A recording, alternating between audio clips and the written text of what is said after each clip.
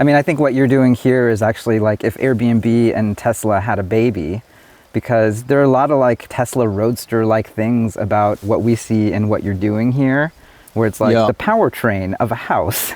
That's right. And then how do we go from there to, for Tesla, it's going to electrify every vehicle in existence and, bring about this new future.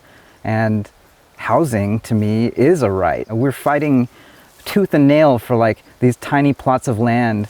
Human beings are just screaming at each other and arguing about how tall they can be, who can live there, even the space, the airspace above them. Yeah, and then people are arguing about. Look at this. Yeah. Look at this. Like look at this. If you wanted this to be a Titanic moment, I can like it.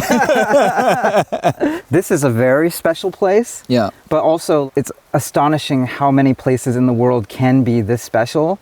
Right. But it's not special on its own. On its own, this is a valley. Right. Like when you put this here with this power, with this bed, with community, right? And that's the other piece that I think is really important here. Like this isn't just a powertrain, it's also an experience, and it's design led the way, Brian and Joe at Airbnb have done it. Right.